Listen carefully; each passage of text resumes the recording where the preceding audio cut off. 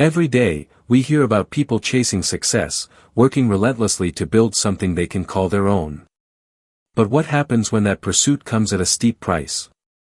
What if the very thing you built begins to break the people who keep it alive? Let me share a story of pain, fear, suspicion, and ultimately, redemption. It all started on a frosty morning in Maplewood, a small town nestled between rolling hills and dense forests. The chill in the air was sharp, and the streets were quiet except for the occasional sound of footsteps or a distant dog's bark. Jason Turner, a man in his early 40s with tired eyes and a weary smile, stood outside his grocery store, Fresh Fields. He had built it from scratch 10 years ago, pouring every bit of energy into making it the go-to spot for fresh produce and everyday essentials. The sign above the door still managed to glimmer faintly under the streetlights, a silent testament to countless sleepless nights and sacrifices. Jason wasn't entirely proud of the lengths he'd gone to get here. He knew the hours his employees worked were too many, but he convinced himself it was all necessary. Success, after all, demanded hard work, right? That belief kept him going, even as guilt began nibbling at the edges of his conscience. Over time, he hardly set foot in the store himself. His days were consumed by endless spreadsheets and emails, leaving the face-to-face interactions to others. One evening, something changed. Jason decided to drop by the store unannounced, a visit he hadn't made in months since things started running on autopilot. As he pushed open the glass door, he was greeted by the familiar scent of fresh fruits and vegetables. Yet something felt off, a heavy tension hung in the air. Customers hurried by, barely making eye contact with the staff. Then he noticed her, a young woman named Chloe, who had been a dedicated employee for over 3 years. Leaning against the counter, she looked pale and trembled. Her usually neat ponytail was disheveled, and a few strands clung to her sweaty forehead. After a whispered greeting to a customer, she suddenly collapsed onto the floor. Time seemed to freeze. Jason's heart pounded as panic surged through him. He rushed forward, kneeling beside her. "Chloe, are you okay?" he asked, his voice cracking with fear. The other staff scrambled, one person calling 911 while another grabbed a bottle of water. Jason stayed by her side, holding her hand tightly as her skin felt icy and her breathing shallow. Guilt washed over him like a tidal wave. How could he have been so out of touch with the stress his team was under? Had he really become so detached from the reality of his own business? When the paramedics arrived, they assured him that Chloe would be fine, just exhausted from overwork. Those two simple words, overwork and exhaustion, cut deeper than any reprimand.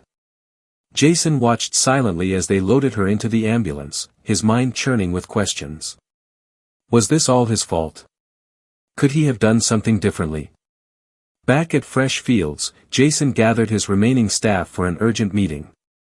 "Why didn't anyone tell me things were falling apart?" he demanded, his tone softer than usual yet laced with disappointment. For a long moment, silence filled the room until a young employee named Brandon cleared his throat. "We tried, Mr. Turner. We sent emails, talked to the managers, but nothing changed." The word stung, emails and conversations he'd been oblivious to. In that instant, he realized just how removed he'd become from the heartbeat of his store. All those hours locked away obsessing over numbers had blinded him to the human cost of his ambition. That night, unable to sleep, Jason sat alone in his kitchen, nursing a cup of hot tea. Memories of late nights building shelves, painting walls, and dreaming of a better future flooded back. He had once promised himself that Fresh Fields would be a place where people felt valued, not drained. Somewhere along the way, that promise had been lost. Tears welled in his eyes as he whispered, "What have I done?" The very next morning, Jason made a decision. Arriving at the store early, he surprised the few employees already there. "Listen up," he began, his voice steady despite the lump in his throat. "I'm sorry, I've failed you all. From now on, things are going to change. We'll have better schedules, fair pay, and the breaks you deserve. This isn't just my store, it's ours. Together, we'll make it work." His words hung in the air, met with a mix of cautious hope. Brandon nodded, offering a tentative smile, while others exchanged glances, some skeptical, others relieved. Change wouldn't happen overnight, but Jason was determined. Over the next few weeks, he rolled up his sleeves and worked side by side with his team. He learned everyone's name, listened to their concerns, and even shared meals during breaks. Slowly, the atmosphere shifted, laughter began to echo through the aisles once more, and customers started noticing the difference. Sales improved, not because of flashy promotions, but because genuine care had returned. One afternoon, Chloe returned to work. She looked healthier, her cheeks flushed with life. As she saw Jason restocking shelves, she approached him hesitantly. "Thank you," she said softly. Jason shook his head. "No, thank you. You reminded me why I started this place in the first place." In the months that followed, Fresh Fields flourished, not just financially, but emotionally. Jason rediscovered the joy of connecting with people, of seeing smiles replace strained faces. He often reflected on how close he had come to losing everything, his business, his integrity, and realized that true success isn't measured by profits or accolades, but by the impact you have on others.